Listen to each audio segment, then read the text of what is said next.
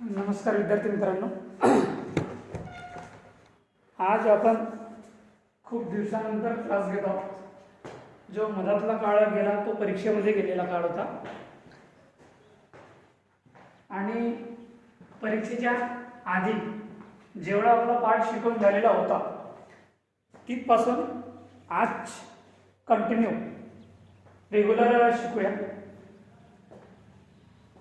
जो परीक्षेचा काळ गेला त्या परीक्षेच्या काळापर्यंत आपले युनिट क्रमांक 3 सुरू होता आणि त्याच्यावरील 19 उदाहरण झालेले होते.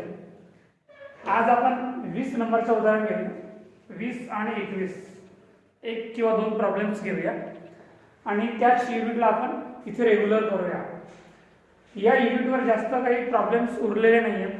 एक किंवा दोन प्रॉब्लेम्स उरलेले आहेत ते आपण आज किंवा उद्या संपवूया आणि हा युनिट संपल्यानंतर आपण चौथा युनिट सुरू करूया. तर लक्ष द्या विद्यार्थी मित्रांनो, उदाहरण क्रमांक 20 या तासिकेत शिकू आपण आणि उदाहरण क्रमांक 20 हा तुम्हाला तुमच्या ग्रुपवर पाठवण्यात आलेला आहे. तो तुम्ही वाचून घ्या किंवा मी वाचन करत असताना तो तुम्ही आपल्या डोळ्यासमोर उदाहरण ठेवा जेणेकरून तुम्हाला समजण्यास सोपं होईल. ठीक आहे. आपलं उदाहरण क्रमांक 19 संपलेलं होतं शेवटच्या तासिकेपर्यंत आणि आज आपण उदाहरण क्रमांक 20 शिकूया. त्याचा उदाहरण क्रमांक 20 याचा PDF तुम्हाला ग्रुपवर पाठवण्यात आलेला आहे. ते आपण वाचून बघूया एकदा की आपल्याला कसं उदाहरण दिलेलं आहे. बघा, problem number 20. A factory is engaged in production of chemicals and in the course of manufacture by product Y is produced which after separate process has a commercial value for the month of March 2005. The following are the costing data.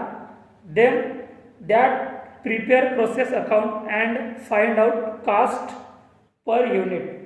आपल्याला process account solution करायचं आहे आणि शेवटीला आपल्याला शोधून काढायचं आहे caste पर ton. ठीक आहे. उदाहरण बघा, 4 कॉलम दिलेले आहेत आपल्याला उदाहरणात. पहिल्या कॉलममध्ये पर्टिक्युलर्स दिलेला आहे, दुसऱ्या कॉलममध्ये joint expenses, third and fourth कॉलममध्ये आपल्याला सेपरेट एक्सपेन्सेस दिलेला आहे म्हणजे सेपरेट अकाउंट. त्याच्यात एक्स आणि वाय असे दोन प्रोसेस दिलेले आहेत सेपरेटमध्ये. बघा, मटेरियल दिलेलं आहे, लेबर दिलेलं आहे, ऑन कॉस्ट त्याची कॉस्ट सुद्धा दिलेली आहे. आउटपुट टन्स आपल्याला एक्स प्रोसेस आणि वाय प्रोसेसचे दिलेले आहेत. नंतर सेलिंग प्राइस दिलेला आहे पर टन फक्त वाय प्रोसेसचे, वाय प्रोडक्टचे. नंतर प्रॉफिट अँड सेलिंग प्राइस फक्त वाय प्रोडक्टचा दिलेला आहे. ठीक आहे. उदाहरण तुमच्या डोळ्यासमोर आहेच कारण की उदाहरण मी तुम्हाला ग्रुपवर पाठवलेलं आहे. याच्या आधी आपण जे 19 प्रॉब्लेम शिकलेले आहोत या युनिटवर, तर आज आपण जो प्रॉब्लेम शिकणार आहोत अशा प्रकारचे प्रॉब्लेम शिकलेले नाही आहोत.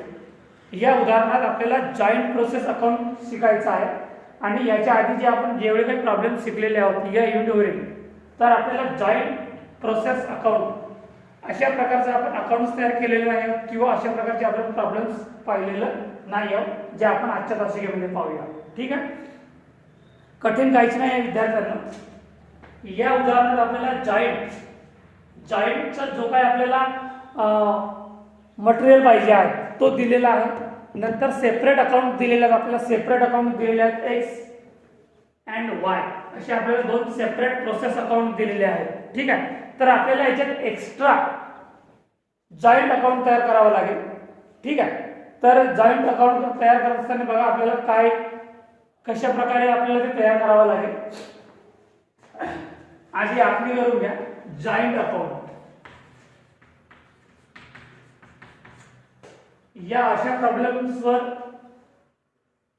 परीक्षेमध्ये खूप कमी विचारतात असे प्रॉब्लेम्स आणि जर विचारलंच तर आपल्याला ते सॉल्युशन करता आल्या पाहिजे. ठीक आहे. जॉइंट अकाउंट आपल्याला आखणी तशीच करायची आहे जशी आपण याच्या आधी सुद्धा आखणी करत होतो, पण याच्यात आपल्याला टन्स टन्स किंवा युनिट असं कॉलम आपल्याला तयार करायचं नाहीये, फक्त रुपीजचा कॉलम तयार करायचा आहे आणि पर्टिक्युलर्सचा. ठीक आहे, particulars rupees, particulars and rupees. ठीक आहे. बघा जॉइंट अकाउंट संदर्भात आपल्याला उदाहरणात काय काय दिलेलं आहे. मटेरियल दिलेलं आहे बघा, जॉइंट एक्सपेन्सेसचं दिलेलं आहे मटेरियल 19,200 म्हणून टू मटेरियल किती दिलेलं आहे 19,200. नंतर लेबर किती दिलेलं आहे 11,700. लेबर नंतर दिलेलं आहे ऑन कास्ट किती दिलेलं आहे 3,450. ठीक आहे, इथपर्यंत समजलं. आता बघा आपल्याला काय दिलेलं आहे उदाहरणानेच बघा. आउटपुट टन, आपल्याला जॉइंट संदर्भात काही माहिती दिलेली नाही आहे आउटपुट टनची. नंतर त्याच्या खाली दिलेला आहे सेलिंग प्राइस पर टन. सेलिंग प्राइस पर टन आपल्याला जॉइंटच्या दिलेलं नाही आणि एक्स अकाउंटचं सुद्धा दिलेलं नाही आहे, पण वाय अकाउंटच्या आपल्याला दिलेलं आहे. आता या संदर्भातली आपली डेबिट बाजूची जो काय आपला खर्च आहे तो तर आपला आलेला आहे. नंतर क्रेडिट बाजूला बघा आपल्याला काय एंट्री करायची आहे. By cost price of product Y, by cost price of product Y.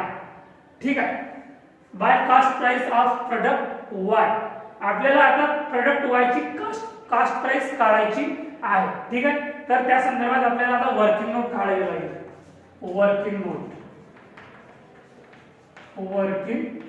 Note आपल्याला वर्किंग नोट मध्ये काय कॅल्क्युलेशन करायचं आहे caste price of product Y. याची आपल्याला आता प्रोडक्ट वाय ची कास्ट प्राइस कॅल्क्युलेशन करायची आहे. तर बघा आपल्याला उदाहरणात दिलेलं आहे सेलिंग प्राइस दिलेला आहे. Selling price of product Y.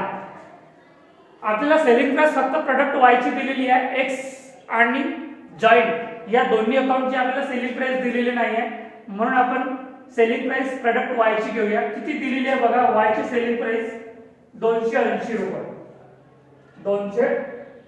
280 per ton दिलेला आहे. 280 पर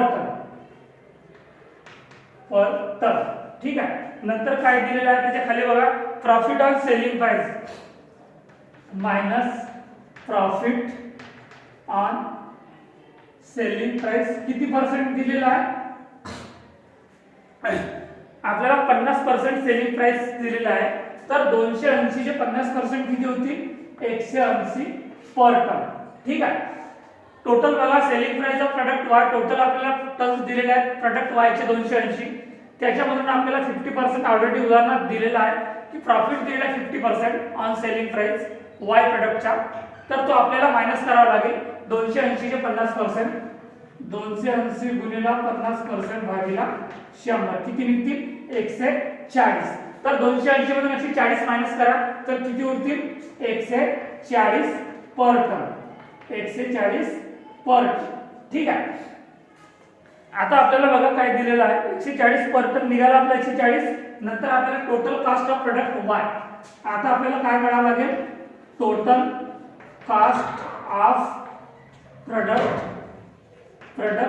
वाय. आता आपल्याला टोटल कास्ट काढावं लागेल कारण की आपला मुद्दाच तो आहे total caste price of product Y म्हणजे आपल्याला टोटल कास्ट काढावी लागेल. ठीक आहे, तर टोटल कास्ट काढत असताना आपल्याला बघा आउटपुट टन्स दिलेले आहेत. बघा आउटपुट टन दिलेले आहेत आपल्याला उदाहरणात 49 टन्स ऑफ प्रोडक्ट वाय. तर 49 टन इंटू 140 टन. ठीक आहे, आता 49 गुणिले 140 करा किती निघेल 49 गुणिले 140 6,860 रुपये. 6,860 किती निघालं 6,860 रुपये. 6,860 minus separate selling price of product Y. ठीक आहे. आता याच्यानंतर आपल्याला जो काही वाय संदर्भात जो काही खर्च दिलेला आहे वाय प्रोडक्टचा तो आपल्याला मायनस करावा लागेल. ठीक आहे. सेपरेट सेलिंग प्राइस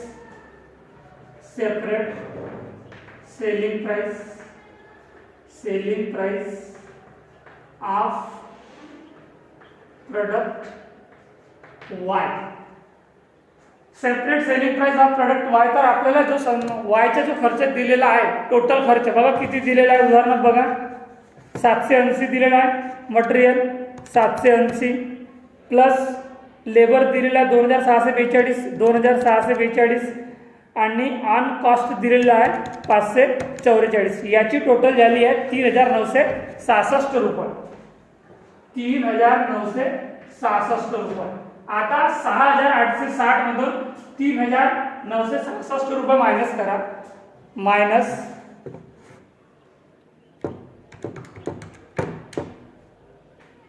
6,860 मधून 3,966 मायनस केल्यानंतर काय उरतील 2,894 रुपये. 2,894 रुपये. हे झालं टोटल कॉस्ट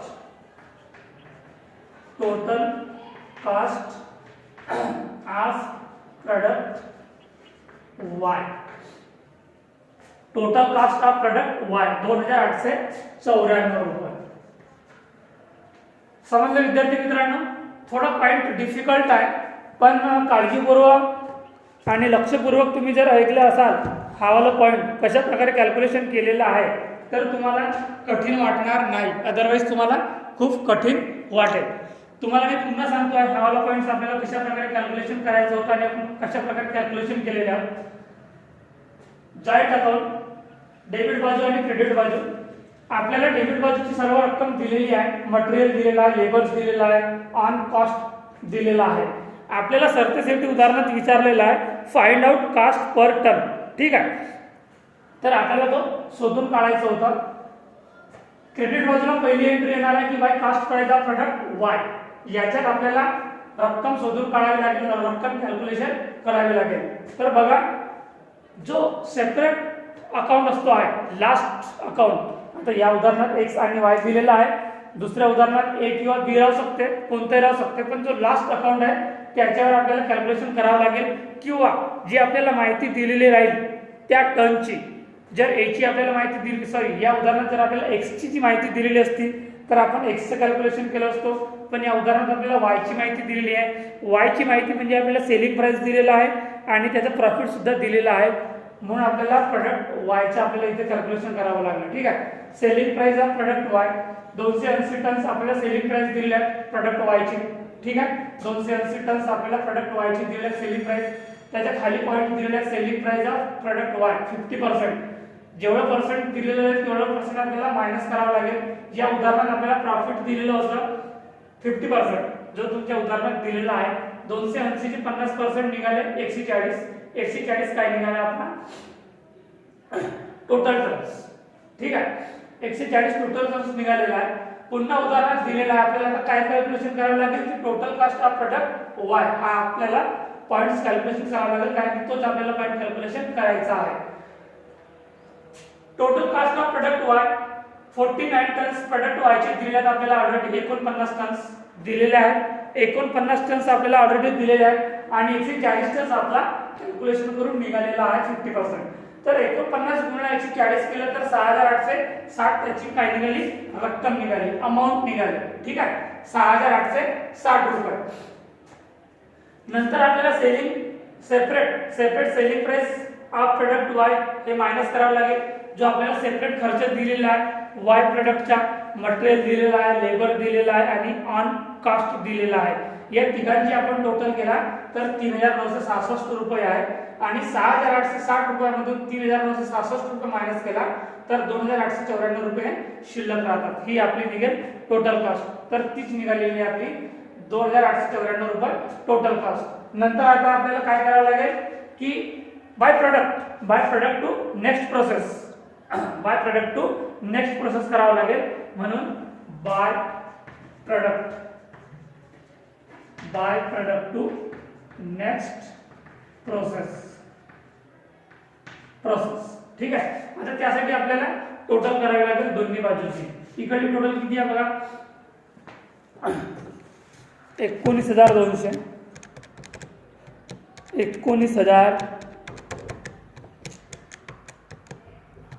19,200 प्लस 11,700 प्लस 3,450 किती निघाली, 34,350.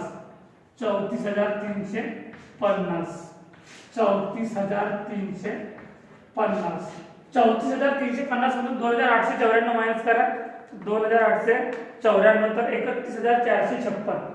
31,456 हा निघाला आपला product. Transfer to next process. आता ट्रान्सफर टू नेक्स्ट प्रोसेस म्हणजे आपला एक्स अकाउंट तयार होईल, एक्स प्रोसेस तयार होईल, त्या प्रोसेसला आपल्याला ही अमाऊंट ट्रान्सफर करावी लागेल. ठीक आहे.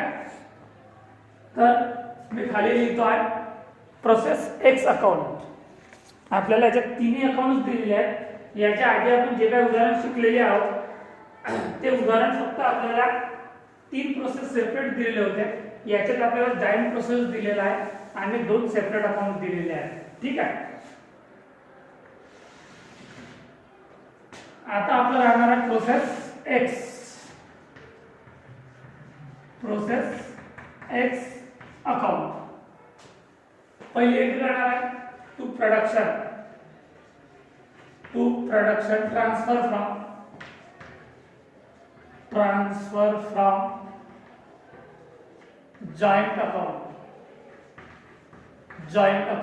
किती निघालेला आहे, 31,456.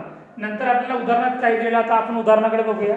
मटेरियल दिलेलं आहे 7,360 रुपये, म्हणून लिहा टू मटेरियल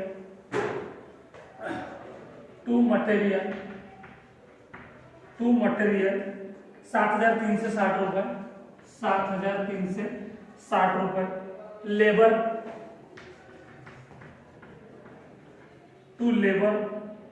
7,680 रुपये. 7,680 रुपये. नंतर दिलेलं आहे ऑन कॉस्ट दिलेलं आहे 1,500 रुपये. 1,500 रुपये. नंतर आउटपुट टर्म्स म्हणजे ते आपल्याला त्या प्रोसेसला दर्शवता येतील आउटपुट टर्म्स. ठीक आहे. आता याची टोटल करा किती आहे, 31,456.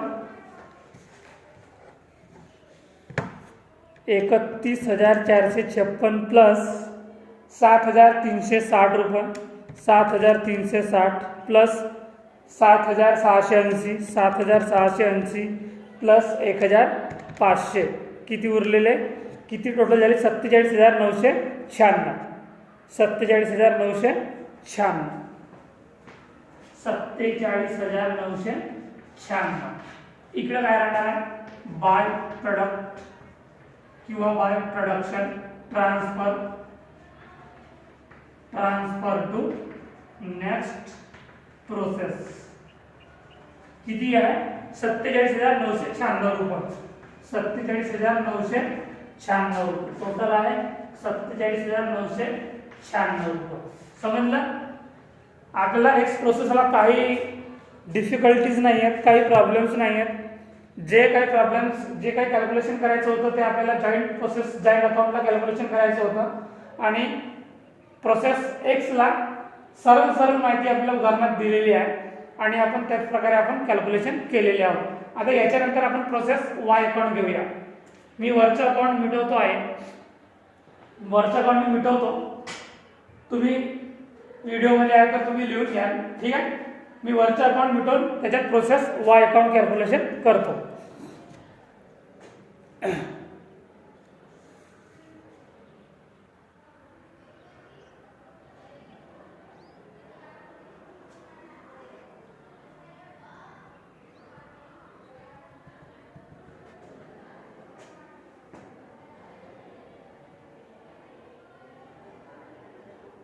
सॉरी, हे आपलं प्रोडक्शनच राहणार आहे. एक मिनिट. हे जे आपलं प्रोडक्शन निघालेलं आहे हे आपल्याला ट्रान्सफर करायचं नाही. हे आपल्याला काय निघालं, by cost of production. By cost of production. By cost of production आपल्याला ही अमाऊंट नेक्स्ट प्रोसेसला ट्रान्सफर करायची नाही आहे. कारण आपण हे जी कॅल्क्युलेशन केलेली आहोत आणि याच्यानंतर आपण वाय प्रोसेस कॅल्क्युलेशन करणार आहोत, बरोबर आहे. आणि आपण वाय प्रोसेसचं प्रोडक्शन ऑलरेडी काढलेली आहोत, म्हणजे ही अमाऊंट आपली वाय प्रोसेसला जाणार आहे. आपण हे बघा, caste price of product Y. ठीक आहे. ही जी आपण वाय प्रोसेसची आपण कास्ट प्राइस काढलेली आहोत ही प्राइस आपली जाणार आहे वाय प्रोसेसला, कारण आपण ऑलरेडी कॅल्क्युलेशन केलेले आहोत. आणि जी ही काही रक्कम निघाली आहे 47,996 रुपये हे राहणार आहे कास्ट ऑफ प्रोडक्शन. ही आपली ट्रान्सफर होणार नाही आहे. ठीक आहे. तर मी वरचा अकाउंट आता मिटवतो. Next account process Y. Process Y.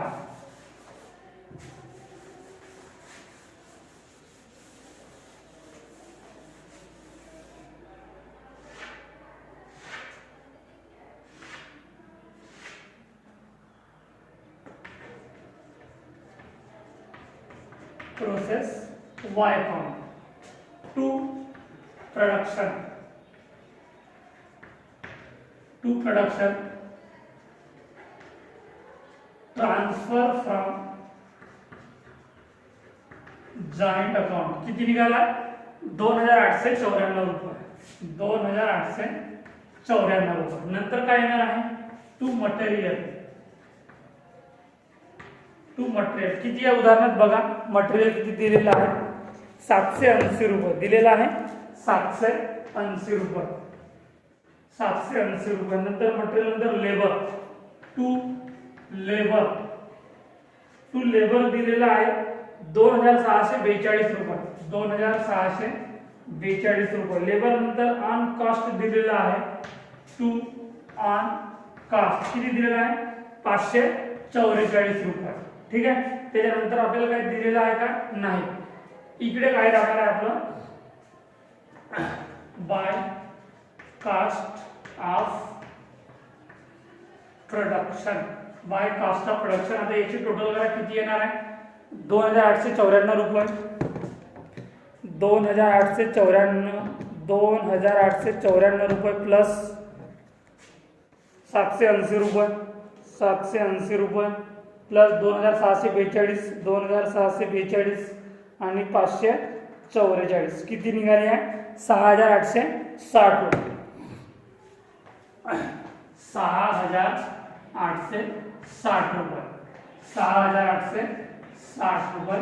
6,860 रुपये. समजलं विद्यार्थी मित्रांनो.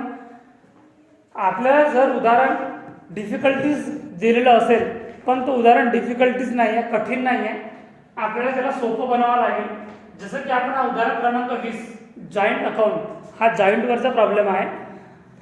तर या प्रॉब्लेममध्ये काय डिफिकल्टीज असेल, तुम्हाला कोणता पॉईंट समजला नसेल तर तुम्ही मला विचारू शकता. कारण हा उदाहरण मला तरी असं नाही वाटलं की खूप कठीण आहे. फक्त आपल्याला थोडी मेहनत घ्यायची आहे जॉईंट अकाउंटवर की ते आपलं कॅल्क्युलेशन कसं आलेलं आहे. ठीक आहे. याच्यानंतरच्या व्हिडिओमध्ये आपण उदाहरण क्रमांक 21 आणि तो उदाहरण क्रमांक या युनिटवरील शेवटचं उदाहरण राहील. 21 प्रॉब्लेम्स खूप जास्त होतात आणि ते तुम्हाला परीक्षेसाठी प्रिपेअर करण्यासाठी खूप प्रॉब्लेम झालेले आहेत. ठीक आहे.